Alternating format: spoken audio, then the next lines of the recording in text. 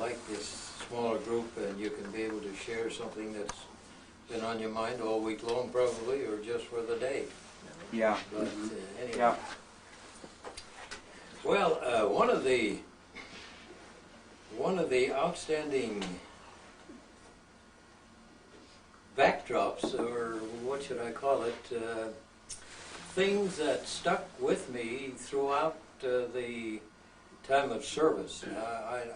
Most of you know that I'm the only kid in the family, so they call them spoiled brats, I know. But I didn't get around to see a great deal until Uncle Sam got a hold of me. And then I traveled a little bit all over. But through it all, prayer has been the foundation that I've been able to come back to and be strengthened by it, and been a help to those with whom I've been associated with in the service. I just brought, this evening, I got a card from, you remember here about 2 months ago we had a request for Bruce Carlson, I think it was, because he was over in Kosovo, and they were in a kind of a hot spot over there, and they were asking for prayer for him, and so I just happened to sit down, and I jotted a letter down to him, and I just got this today, and never dreamt that or that I would ever hear from him again. Yeah. But I appreciated his taking the time out of a real hot spot over there, and so it does pay when these requests come to remember this person or that person or whoever it might be in a word of prayer or a card or telephone if you're close enough, and it does make a difference in people's lives, really, really does. Well, this I found out when I got into the service, like I say, away from everybody. I didn't know a soul. The closest one that I ever came to my whole time in the service was Oliver Anderson, who is now one of the elders in our church. Okay. He was a bombardier over Germany and France, several missions, like I say. And just before his last mission, he found out that I was in such and such a bivouac area, and he took the time to look us over or find me. And that's the only one. Other than this, I never saw a soul. Of all the men who were in the service and everything, I didn't see a one. But anyway, so prayer has been the basic for my life all the way through, that I have someone somewhere to go to when I need assurance.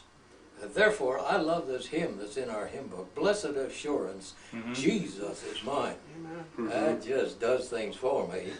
And this has, I've had a chance to experience. But can I just read to you from the 33rd chapter, or 33rd Psalm, and just one verse out of there, or two verses, I should say.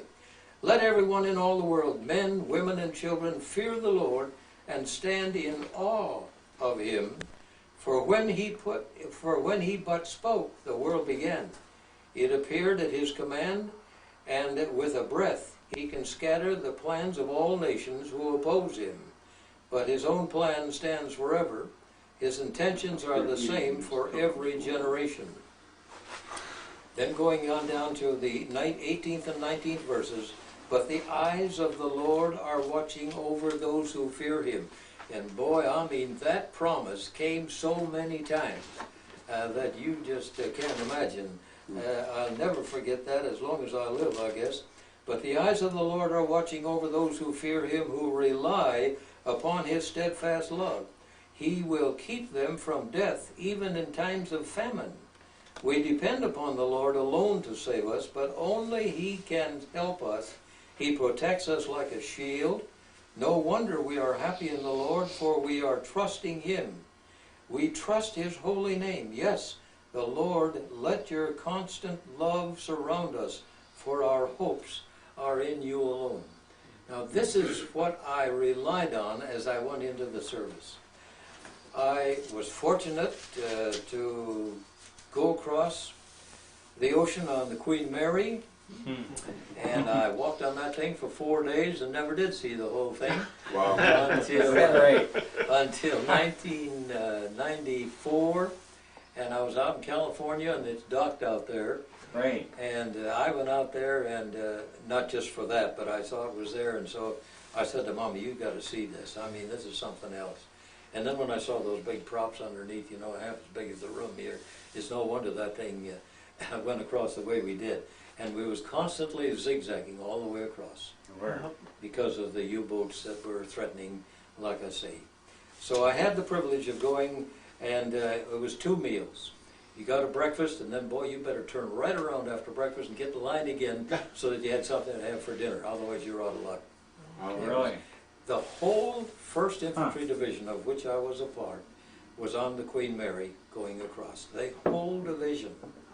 So it was a prize package for anyone who may try to overtake, like I say. Did you have, like, escorts? No escort. No escorts? No escort. Wow. How many people in the 1st Infantry? 1st Infantry Division, yeah. How many? 5,000,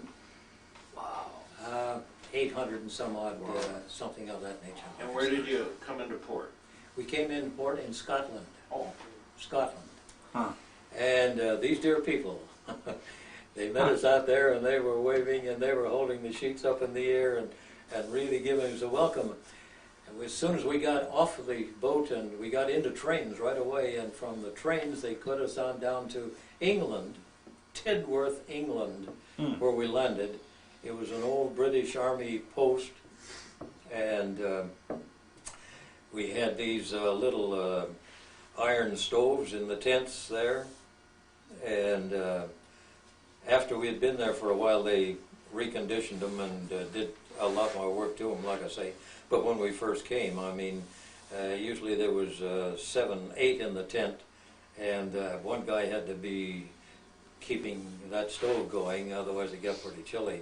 But anyway, and we were in England then for 2 days, just kind of resting up, and from there we went right back up to Scotland, and the first thing they did was taking us out to the ocean, and they said, "We've got 5 ships out here, and each one of those ships have rope ladders on every one of them, and you are going to climb up and down these rope ladders fully equipped all day long. And so let's get started." And I mean, we were in the water so much, we actually looked to check our feet to see if they weren't webs between the toes, you know what I mean? Our boots were soaked, our overshoes were soaked, our pants were soaked. We were just, every day. I mean, it was the same thing every day. But we are, and I was so thankful for that amount of training when we actually got into some tough going. So I appreciated it afterwards, but at the time it was grumble, you know, what did I ever do to get into something like this and this and so on and so forth. But nevertheless, we finally did get that training there, and we were told then that we were going to be an invasion force, and we better get ready to accept some of the toil that goes along with the invasion force. Yeah. And so we finished that up there in Scotland, and we went back down to England and got refurnished and a whole new setup, and then we were shipped out of England and down to Africa. Now, we must remember that the Germans were in the Africa and Egypt and down in that area, and what the United States was hoping to do was take care of the Germans down there and push them back up into Germany, so that we would have clear sailing for our ships to bring all the supplies in down south. And so we came in through the Rock of Gibraltar, and I'd read about it, I'd seen pictures of it, but I'd never actually seen it. Now I saw it. We went right on through there. Wow. On the way down, we were in LSTs. The LSTs was a large troop carrier with a door in the front end that dropped down, and then all the equipment and the boys and everything went through that and out into the landing wherever it was. When we got within a short distance, we were a day ahead of time. And on the Mediterranean, the sun was shining, it was beautiful. But the steel deck on those troop carriers, they were just hotter than a pistol. I mean, we were walking across there with our stocking feet, and soon we had to take that off and got our shoes back on because it would just burn your feet up from that steel deck up on top. The sun was that hot down there in the Mediterranean. We got our orders that afternoon, and we were to leave the ship in 2.5-ton ducks. You've seen these ducks in, where is it, the Dells in Wisconsin, they have them, and anyway, these ducks, they carried 7 men, 105 rounds of 105 howitzer ammunition, plus the 105 howitzer itself. That was in each one of these ducks. We were at that night that we were to make it. A storm came up, and we were being tossed here and there in this LST from time to time. And the tires on those LSTs, they were huge. I mean, they were so big around, you know. And the rocking of the boat, it blew every one of those tires on these LSTs, which we found out was to our advantage. We never dreamt that. But once these flat tires flattened, got out on the sand, they were able to go across the top of the sand rather than bury themselves in the sand to go forward. So it worked out perfect. We thought no, this is terrible. We were trained to only, when that door was dropped, we were trained to watch. There were 2 men at the door, and they were standing on a platform so everybody could see them. And when they gave the signal, you were to go out. The first 2 that went out got the wrong signal, and they went down under. 7 men in each one, 105 rounds of ammunition, plus the 105 howitzer. We were all lined up back in the boat. We heard it, we saw it, and we wondered, you know, are we going to be next? Will we make it?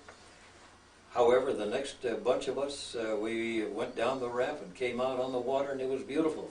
We were told that you will be 11 miles from shore, but look for an orange light. Head for the orange light. Well, get out in that ocean, and we're bouncing around with a 2.5-ton duck, and some guy hollering, "Hey, it's over here, it's over here." We swing the duck around and we head for this. Next thing we know, it's not over there, it's over here. We did get to shore, however. When we got to shore, we were expecting a great deal of resistance, but and we were expecting this from the French. But the French evidently had enough of the war thus far, and they were just not too enthused about the whole thing. And so when the U.S. forces came in, we had very little resistance, like I say, for which we were real happy. We still had not received return fire. We didn't know what that was like. Did you land in Italy? Is this Sicily. Sicily? Yeah. Okay. Sicily was the second. This was Africa now. Okay. Oran, Africa. All right. That's just inside of the Rock of Gibraltar, the Mediterranean, and there's a point that comes up, and Oran is the second town in there. Sure. And this is where the French were having their command post in Oran. And this is what we were headed for, like I say. Very little resistance there.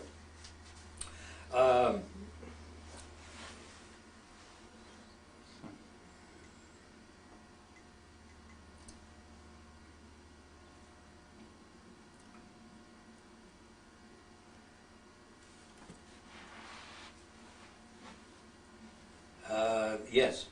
After we had landed there and had made the attack at the spot that we were supposed to be at, that we were accountable for, we were then introduced to the French Foreign Legion, and this was a group of men. They called themselves the Kooks. They were about 6'2" in height and had a build like our governor. I mean, really big, black. And their purpose to us was to train us for going out and seeking the enemy in a matter or with one or two men, and to be quiet about it. The only weapon that these kooks had was a piano wire that was 28 inches long and a knife.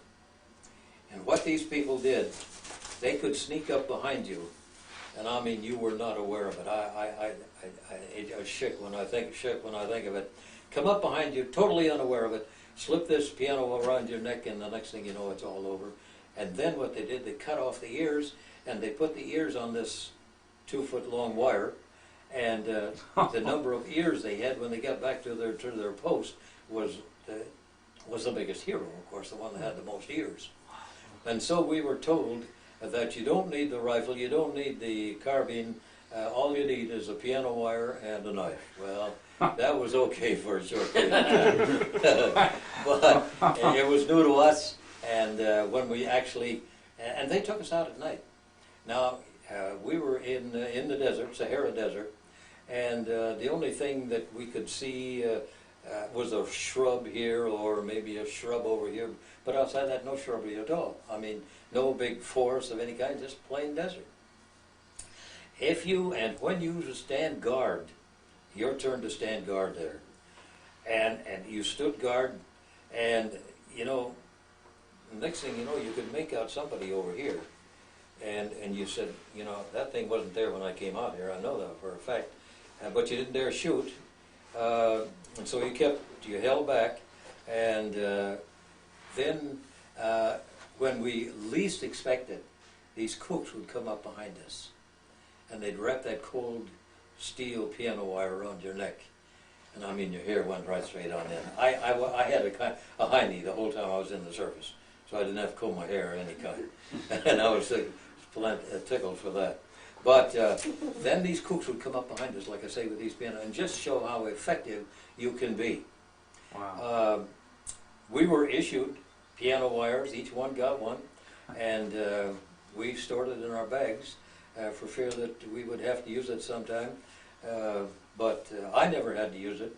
But anyway, and so from there on, we went across the African, the north end of Africa, Tunis, and Algiers, and we were to meet with the British 8th Army, who had been fighting down in Egypt. I think you read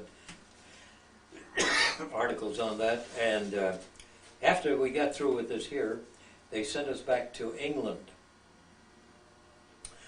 We got back to England, and they shipped us right back up to Scotland again, and there we were, in and out of the water, all over again, for 3 weeks. That's all we did. Then we were preparing for landing on Omaha Beach. That was our target, Omaha Beach.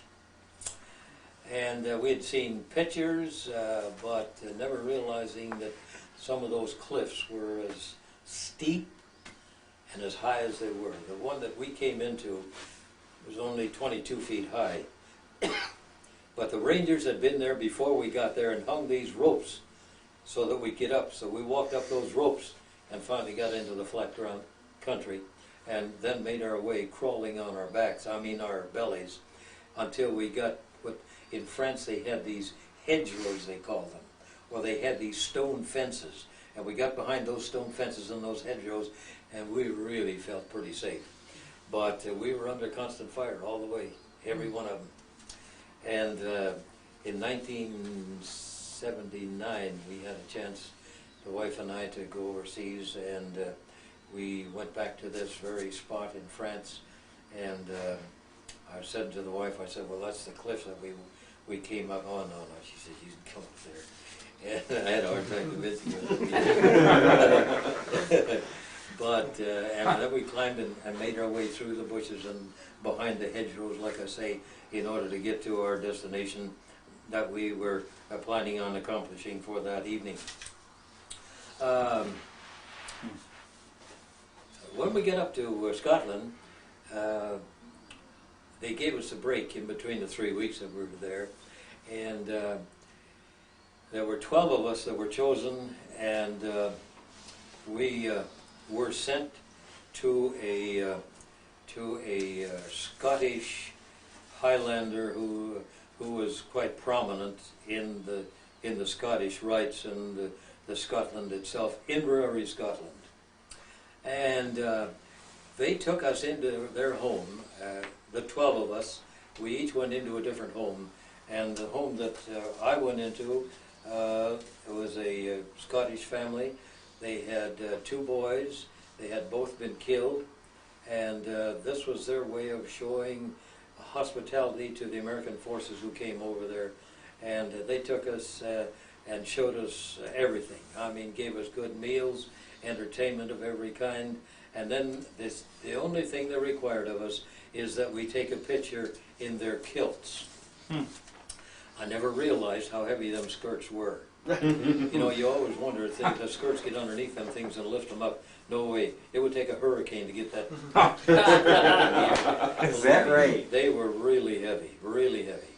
And then, of course, the kilts and everything else that went along with it. And so we did. We said, fine, that's it. And so they took us to a photo studio that they owned and took these pictures of us. And it was a postcard size, and they gave us each one. And I sent the thing home, didn't think too much about it. And one Christmas, a number of years ago, my brother-in-law got a hold of that picture, and he enlarged it. So it's 2 feet by 3 feet. And I had to put it on the canvas, and it now hangs in our house. But I never expected that. With that hospitality and all the rest of it, then they were sent out and supposed to go down to Omaha Beach. That was more than what we had anticipated, far worse than what we had been told. When we were in Scotland, we were talked to by General Eisenhower and Montgomery, both of them. They both talked to us. There's about 5,000 to 10,000 men out on the field there, and both of these men talking to us. And they said, well, we want you to take out an insurance policy for either 5,000 or 10,000. That's up to you. But just be sure of this, that some of you are not coming back. And so we want you to take that insurance policy out so that your loved ones will have something to fall back on. A cheapie, I took out 5,000. I don't know why I thought I would get back, but anyway, I thought, well, 5,000, that's good. And so anyway, 2 nights later, we headed for Omaha Beach. We left Scotland at about 2:10 or 2:20 in the morning, and nobody said a word. I mean, it was just dead quiet. We got on these LSTs and off we went. What does LST stand for? Pardon? LST, what does that stand for? It's a landing craft. Now, the last 2 numbers, or the last 2 letters, I can't tell you, but it's a landing craft, and it's, as I said before, the front door drops down, and all the equipment and the men and the whole thing can walk out of there without any problem. Like I said, we were pinned down on the beach for at least 4 hours, and we were crawling and not standing still or laying still at all. I mean, we were trying to shift, all of us, to not come under fire, and some didn't, and some of us did. The one kid who was right alongside of me, he had just come into the outfit before we left for overseas, full of the dickens, lots of fun, hilarious all the time. I had a joke every time he talked to you. It was a joke, and all of a sudden, right alongside of me, he stood up, and I said, "What are you doing? Get out!" Well, I said that, he was hit in the back, and went down, and we had these first aid kits with us, you know. I tore open that first aid kit, and I just poured this powder all over his back. I mean, the shirt was blowing off, and he had a hole there that, I'm not exaggerating, when I say it's at least 8 inches. I mean, really. And moaning and carrying on. Pretty soon he was quiet, and that was the end of it. But that's as close to death as I've gotten in for some time, like I say. It was very real. We finally did come up the beach, like I say, and came up on top and crawled, and we were crawling then for 2 days, and then we got the command to remain on this, don't advance, just stay right where you're at. And the first thing we knew, 2,000 bombers came overhead and bombed the positions ahead of us, softened the enemy up. But you have never heard such a noise in all of your life. The whole earth just shook as we stood there with these 2,000 bombers coming overhead and softening up the head, what we were coming into, like I say. Right. Not knowing what it was, but after seeing it, we were so thankful that they were there to take care of that end of it. We got into a bivouac area. They gave us a break there, and the old man came up to me and he said, "Rod," he said, "where's Sergeant Mazika?" I said, "I don't know." He said, "Find him." The Sergeant Mazika was about 45 years old and tough as nails. Very seldom could you get a civil answer from him, but somehow or another I got to liking him, and he was liking me, and we got along great shape. And so he asked me, "Where's Mazika?" I said, "I don't know." He says, "Find him." Well, I started searching all over, and the next thing I knew, here stands Mazika with his back to me, and in front of him were 6 of the recruits that had just come in a short time before. And I just couldn't quite figure it out. I mean, what's he telling them? I came a little closer. He didn't see me, or he didn't realize who I was there. And I got closer, and then I heard what was going on. He had said to these 6 recruits, he said, "Sergeant Rodquist and myself have been through North Africa. That's just a little bit of hell. But," he said, "I don't want you 6 recruits to have to go through that again. So," he said, "I'm going to shoot you 6 fellows, and then I'm going to shoot Sergeant Rodquist, and then I'm going to shoot myself." With that, and I didn't know he knew that I was there. With that, he turned around with a .45 cocked in his hand. He said, "John, step up here if you will." And so I got alongside of the other 6 fellows, and he said, and then he went ahead and said something else to him. I can't remember just what it was offhand, because at that point I was doing a little bit of shaking. And all of a sudden, out of a clear blue sky, I said, "Sergeant Mazika, I just want one request." I said, "Can I pray before you do this shooting?" "Get down on your knees." I got down on my knees, and I started praying out loud as I could. The next thing I know, his hand was on my shoulder. He said, "Sergeant Rodquist, take this .45 with me, or away from me, if you will, please." He handed me the .45, and I stood up, and I said to the other 6 fellows, I said, "Listen, I don't want a word of this, not one word of this to the old man back there at the post." I said, "Don't say one word about that." I said, "I've known Mazika for years." I said, "We've been through this thing together," and I said, "He don't need whatever you might have to say to the old man because of this." In 1947, we were living on 37th and 17th Avenue, and a knock at the door. It was about 4:45 in the afternoon. We were living upstairs at the time. I come running downstairs, and here stands Sergeant Mazika with his wife, 2 other sergeants, and their wives. I knew them all. I didn't know the wives. I knew all the sergeants, like I say. And he said, "Could we come in for a minute?" I said, "Man, yes, come on in." My wife is now pregnant with a set of twins. She's about as big as that door over there. And she said, "What do I do?" I said, "There's nothing you can't do, honey." And so we made up some coffee and some rolls and stuff, and they spent the biggest part of the night there. I had a chance to witness to Mazika. I don't know if he came through or not, but at least he gave me a chance to talk to him. Yeah.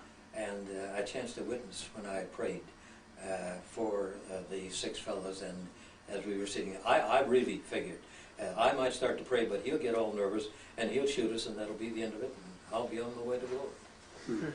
But it gave me a chance, and once again, the blessed word of prayer, it works, fellas. Don't think it's something that you take lightly. It does work. When you ask for something, believe me, be ready to get it. God answers. And it's, as I said, as I read from the 33rd Psalm, where he said, God is seeing all of you all the time. Oh, well, I've thought of that lately. I don't know why, but I have. He's seeing me. I'm not doing anything. What's my excuse? 80-some years old, and he's given me that time. Am I wasting it? What am I doing with it? Oh, it's been real, fellows. Believe me, it has. Had some real good prayer meetings to home. That is just one incident that took place that was real, like I say, to me, and I trusted it was real to Mazika as well. And and this same time, at the following day, at about 1 o'clock in the afternoon, we're all relaxed around our tents and had a good dinner and getting really rested up. Who comes riding into the camp but General Eisenhower on horseback? Jumped off that horse, come walking through, he says, "Hey, are they feeding you guys?" Is that what he's? And he said to the guy next to me, he says, "How do your shoes feel?" He said, "They look like they've gone through quite a bit." The guy said, "No," he said, "they're comfortable." Okay, fine. And he asked a few more questions, silly little questions. And then he shook hands with us. Wow.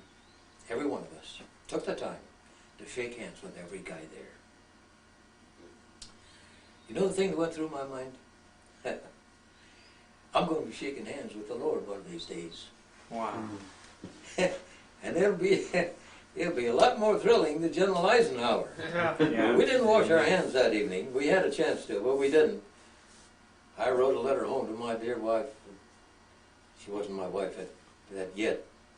But, and I said, "Honey," I said, "I have shaken hands with General Eisenhower." I was just so proud. I thought, I've got the world by the tail. 2 days later, we left for combat again, and we were going to go on the southeast end of Paris, and a pincer movement in for the Germans there. Everything went quite well. We lost some fellows, and some of the choice fellows that we had, like I say, some of the fellows who were in total command and were not afraid of getting their hands dirty, but stepping right out and proving to us that this is all for real. Unbeknown to me, just before we went into Paris, I got a call into the command post, and he said, "Sergeant Rodquist, as of now you are a second lieutenant, and you are in command of Battery B of the 33rd Field Artillery." And it just kind of knocked the pins out from underneath me. And he said, "You will be given $100, and you will take that $100 and 100 men, and you will go back to London and for recuperation and buy your new uniform." $100 would do that then. No, I think you'd probably buy a pair of shoes for $100, but at that time it covered the whole uniform. So I took these 100 men, and we went into London. And if you've ever been on trains in London, for every compartment there's a door. So you don't go to the end of the train and get off the train. You just walk out the door. Shortly before we got into London itself, I had a chance to talk with all of the fellas, and I said, "Hey, look, I'm totally responsible for every one of you guys to be back here in 3 days. We'll be back." Next thing I know, they're out the door, and I had no more jurisdiction over them, the man in the moon. At the end of the 3 days, 100 guys showed up. One guy was so plastered he didn't know whether he was on foot or horseback. We had a bit of a time with him getting him on the train. We got him on the train, and before the train got out of the station, he had punched a hole with his fist through the window of the plane and cut his gashes all over his arm, just bleeding profusely. And we finally got the first aid in there and took care of him, like I say, but we got the 100 fellows back, and I just will never, you know, dream that any one of these guys would ever come back, because every one of these 100 guys had all been in combat.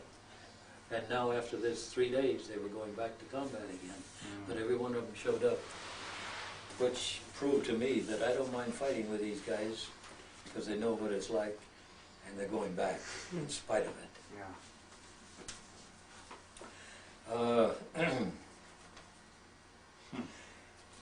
You probably have read of the Battle of the Bulge. This we were a very real part of, and it's only the second time that I had a chance to be in a command post for these men, and then coming in. And this was in kind of a rest area, actually, this is what it started out as.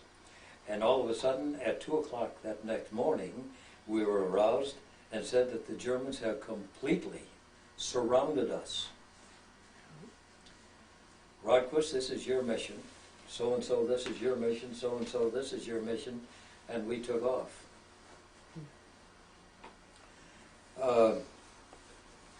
And our order for the three of us, it was myself, a radio man, and a rifleman, and myself. This is the three of us. We weren't doing any shooting, strictly listening. So we left and went out, and everything seemed to be going pretty good. And the next thing we knew, we were completely illuminated by a parachute with a light on it that had been shot up and came down, and the three of us, we stood like statues. None of us moved. They said, whatever you do, don't start running, don't try to lay down, just stand still, because you make not as good a target if you stand still. And as soon as the light was the brightest, like I say, we had a barrage of mortar shells that came in, and one of them got me in the right hip, like I say, the ball joint of the right hip. I didn't know where it was, like I say, but I knew. And we're laying there. The other two, I don't know what happened. I never heard until I got back into England, and then I heard that the radio man got back okay and the rifleman got back okay, but I got hit. And the next thing I knew after this evening, like I say, I was in England, and in a beautiful white bed, sheets and the whole business, and I was in a cast from my right here, just below my chin, just down past my knees. And then they told me what had happened, like I say. One night later, the nurses, they would come around and give you a back rub and kind of make you comfortable, like I say, as much as they could. But this one nurse, she had a bottle of this rubbing alcohol, and she had it in a little bitty bottle. I couldn't see the thing until after it happened, but she would have me, so she raised me up, like I say, in the bed, and then she said, I just want to rub your back a little bit, and then she poured the rubbing alcohol between the cast and my back, and it was like somebody poured fire down on me. I couldn't move, my legs started going like crazy. Oh no! And she's laughing her head off. After she gets through with that, she reaches down underneath the mattress and she pulls out a black negligee. And she says, don't tell me that you were in the front anyplace. She says, where were you last night? What's this doing? She held it up, black negligee, beautiful thing. And come to find out, they do it for every guy that comes in there. I mean, it's just kind of, you know, get acquainted.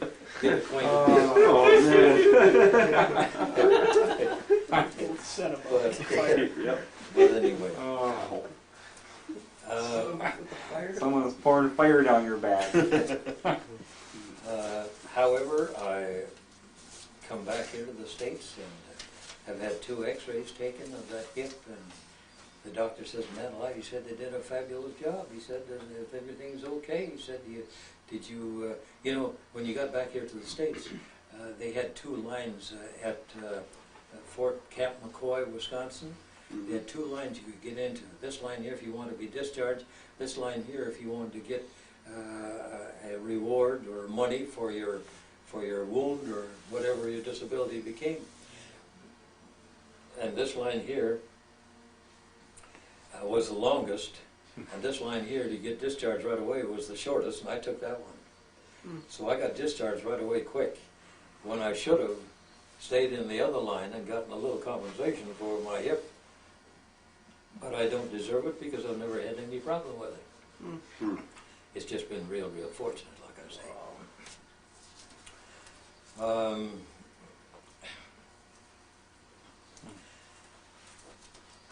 I don't have an awful lot more. I don't know how long these sessions are, like I say, but It's okay. Keep going. there's just two things here that I wanted to mention at the close. If you are not seeking the Lord, the devil is seeking you. Yeah. What people think of me makes no difference. But what people think of Jesus Christ because of my daily living, that means everything to me. Right. Now, if you have any questions or if I've forgotten something, don't be afraid to speak up.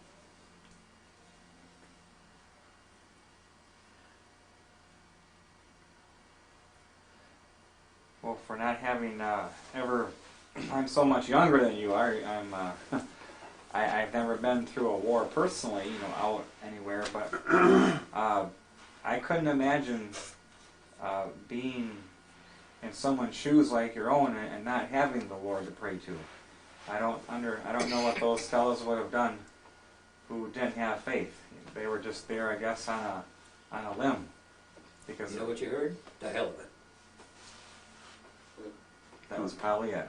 You're here today, you're gone tomorrow, so what? And that was it. That was the attitude. If you had a chance to talk to someone, they would listen for a few moments, but then, oh yeah, well, you go ahead. That's all right, you think that, and I'll think this, and we'll get along real good. So I mean, it was hard sometimes to, and all of us came from a different background. Like I say, both mom and dad loved the Lord, and I was brought up in that atmosphere, and it was just natural for me, like I say. Yeah.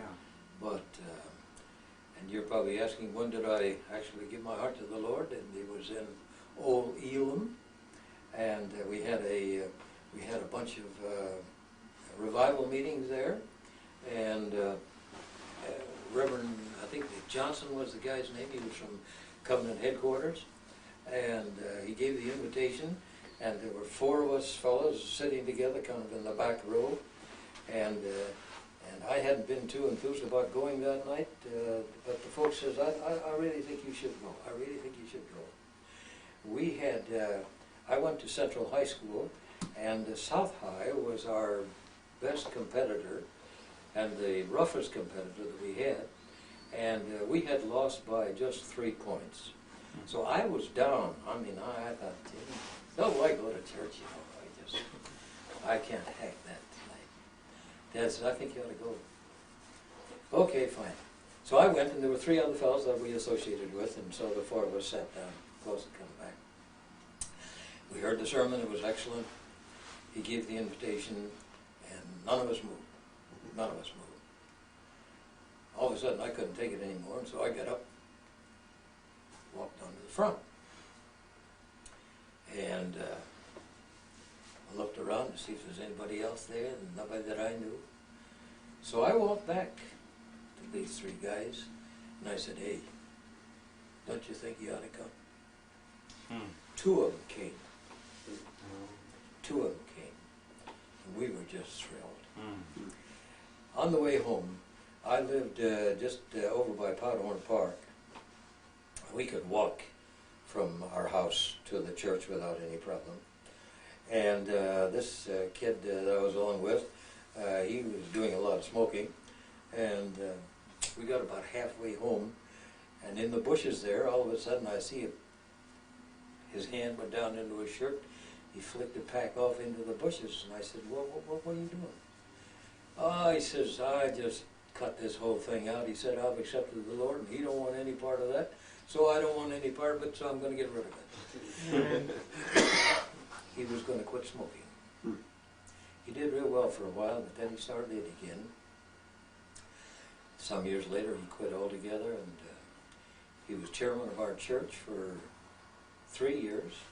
Carl Peterson, I don't know if any of you remember, I doubt if any of you do, but he's chairman of our church for a number of years, like I say, and that's when I accepted the Lord as my personal Savior, and I was happy I did when I did, like I say, after having gone through this here thing, and having realized and known very definitely that God is with me, and if I'm hit or something happens to me, I know where I'm going. I know where I'm going. Going to a better home. This is the thing I wanted to portray to the kids. Yeah. You kids. We're kids. Some of you can tell me more than what I know. And I appreciate every one of you. Because for years and years and years we prayed for young people for our church. We had the old bunch there, and we went faithfully every Sunday. Sunday evenings, Wednesday night prayer service, praying, and never seeing an awful lot. And all of a sudden, here you young people start coming. And it's just made all the difference in the world. Once again, it has brought to our mind prayer and what it does. Don't give up on it if it doesn't work. Oliver Anderson, who is, like I say, one of the elders of our church now, we were brought up in the same neighborhood, and his daddy,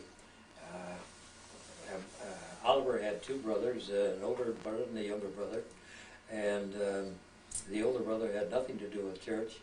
The younger brother went because he was told to go, and old Mr. Anderson, he prayed. Every prayer meeting you could hear him for his two boys, That's all we heard.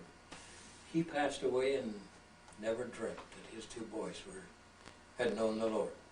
But here Oliver, like I say, is serving as elder of the board of the church, and the other son is a Sunday school teacher doing a terrific job. And so it brings to us who are left that don't stop praying, even though you don't see the results right now. You just keep right on praying, because God is hearing. He's looking and watching every one of our movements all day long. And when I realize what some of my movements are, I shudder. If it wasn't for prayer, I'd never get back on the right track. Was there other believers in your camp? Very few, very few. Do you know what? I didn't see a chaplain the whole 3 years I was in combat. Oh my. No, I didn't. And so, and you know, we see pictures of the combat chaplains, and they're doing a fabulous job. But we never did see a chaplain on the way. Well, like Mark said, it's hard for us to even imagine, the sacrifice that it took for you guys to, secure the freedoms that we now enjoy. Yeah. And I just want to say thank you. Yeah, me Yeah. too. Thank you. How did it feel, because you were much younger than even we are, how old were you when you went in? I was 22 when I did. 22, and Yeah. you get on a ship that used to be a luxury liner that's Yeah, all yeah. stripped down, and go on the ocean where you're used to Lake Nokomis or something like Yeah, that. Did yeah. you feel pretty small or pretty... Real small.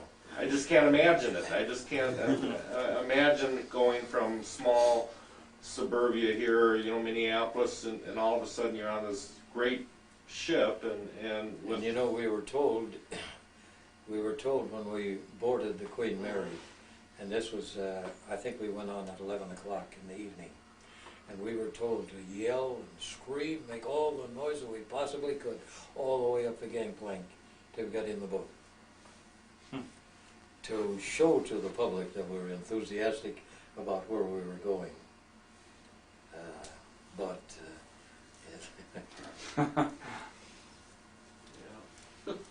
Like I say, the food was excellent. Not an awful lot of it, but it was excellent what we could get. We got in line for breakfast, and we got that, and we turned right around and got in line for dinner, which was served anywhere from 4 o'clock and on. But if you weren't in line, I mean, you just were out.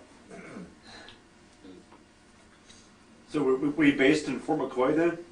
Pardon? Were you based in Fort McCoy, or were you based in the States? Fort Snelling. Fort Snelling. You about Fort Snelling? And then from Fort Snelling, I went to Fort Sill, Oklahoma. That's where we had our artillery training. When I say artillery training, they gave us a 75 howitzer. That's a World War I artillery piece. And that has 72 pieces to it.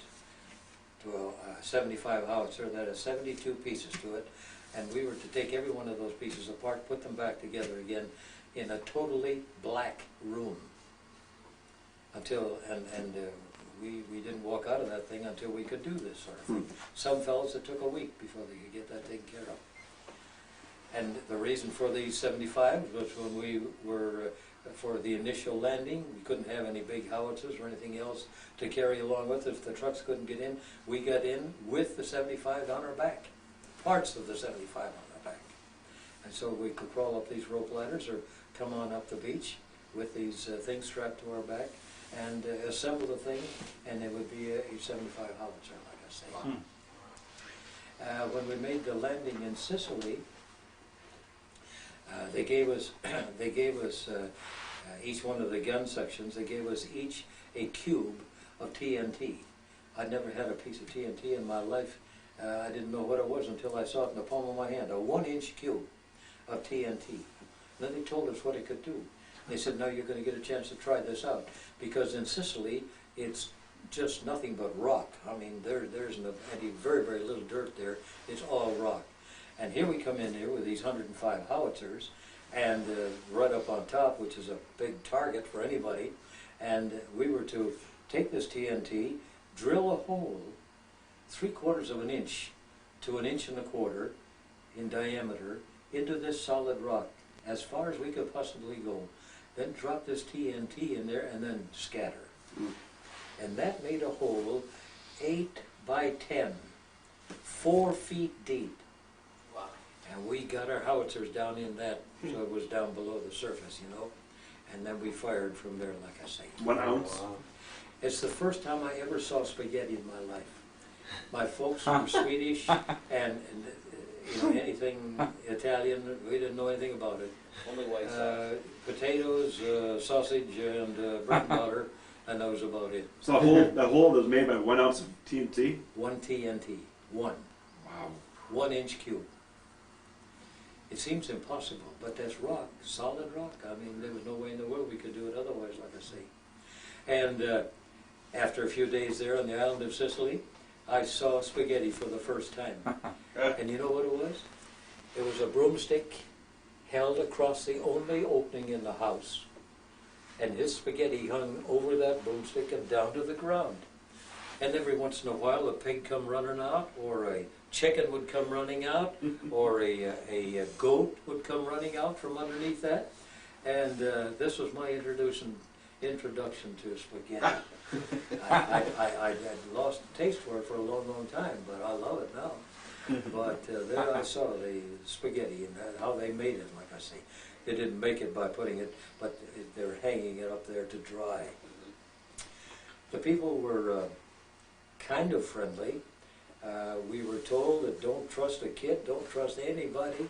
Just be ready to let go if, you know, the slightest little movement of any kind, but we never had any trouble with that. I went across the island of Sicily, came up to Palermo, Sicily, which is quite a large town. We were situated there and had our command post there.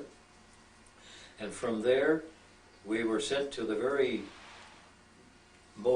outmost point of Sicily, and from there we fired our howitzers onto the mainland of Italy for troops that were landing in Italy, our own troops that were landing in. We were laying down a barrage for them so that they could come in under fire.